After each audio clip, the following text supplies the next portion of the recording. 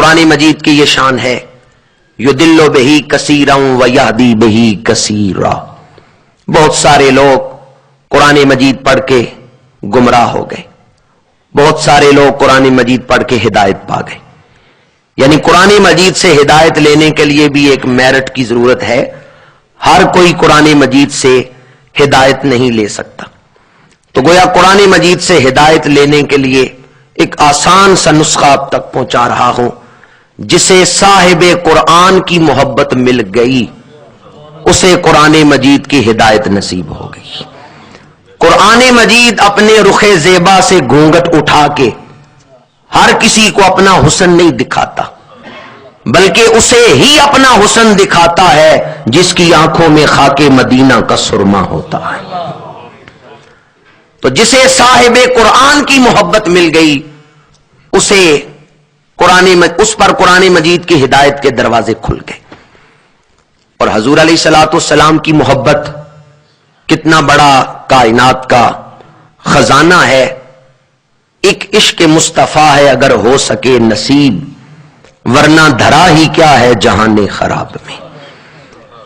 عشق مصطفیٰ بھی اللہ کی خاص نعمت ہے، جسے یہ نعمت مل گئی اسے خاص نعمت نصیب ہو گئی۔ ہم ہر اس چیز کی اس کا ادب کرتے ہیں، محبت دل میں رکھتے ہیں جس کی نسبت حضور کے ساتھ ہو گئی، اور جب تک حضور کی نسبت کا ادب نہ ہو انسان کے دل میں حضور کی محبت نہیں آتی۔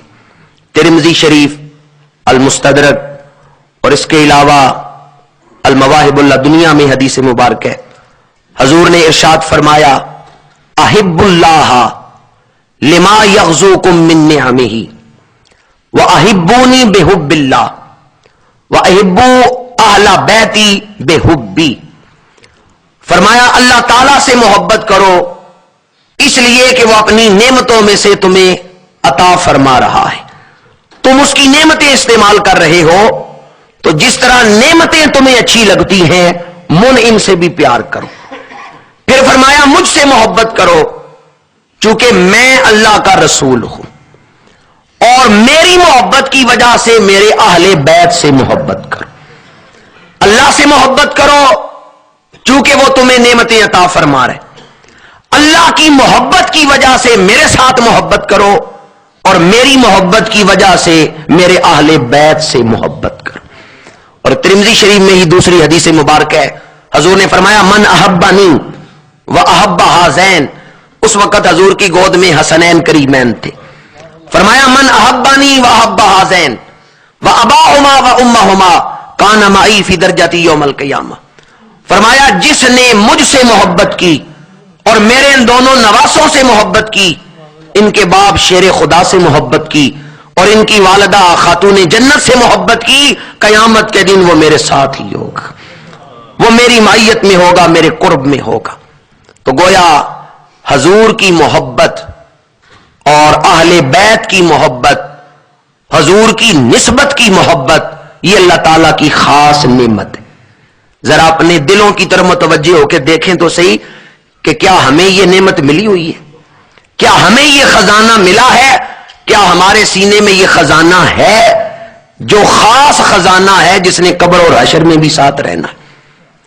حضور علیہ الصلوۃ والسلام کو اللہ نے حکم دیا محبوب اپنی امت کے سامنے بیان کر دو کہ میں اپنی تبلیغی خدمات، جو کچھ میں نے مصائب برداشت کیے دین کی تبلیغ کے لیے، ان کے عوض تم سے کوئی معاوضہ نہیں مانگتا سوائے اپنے اہل بیت کی محبت کے، سوائے اپنے قرابت داروں کی محبت کے۔